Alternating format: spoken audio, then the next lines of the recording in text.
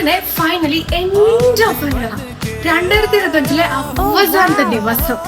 ഈ ഒരു വർഷത്തെ പറ്റി പറയാനാണെങ്കിൽ എത്ര പറഞ്ഞാലും തീരൂല. ഒരുപാട് കീരികളുടെയും പാമ്പിന്റെ ഒക്കെ ഇടയിൽ കിടന്ന് വിയർപ്പ് കൂട്ടിയിട്ട് അവസാനം ഇൻഡിപെൻഡന്റ് ആയ ഒരു വർഷം. ഇനി ഞാൻ ചെന്ന് തല വെച്ചു കൊടുക്കുന്നത് എങ്ങോട്ടാണെന്നാണ് ഞാൻ ആലോചിക്കുന്നത്.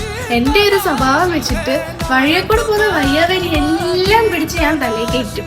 എന്താന്ന് എനിക്കറിയത്തില്ല. റോഡിൽ കൂടെ പോകുന്ന ഒരാൾ എന്നെ നോക്കി ചിരിച്ച ഞാൻ വിചാരിക്കും, അയ്യോടാ പാവം, അയാൾ എന്നെ നോക്കി ചിരിച്ചു, എന്ത് പാവം മനുഷ്യനല്ലേ. അതാ ഞാൻ പറഞ്ഞേ, അവസാനം വഴിയെ കൂടെ പോകുന്ന എല്ലാ തലവേദന എന്റെ തലയിൽ തന്നെ ഉണ്ടാവും. പിന്നെ എല്ലാം കഴിഞ്ഞ അവസാനം ഒരു ഡയലോഗ് ഉണ്ട്, അറിഞ്ഞില്ല, ആരും പറഞ്ഞില്ല.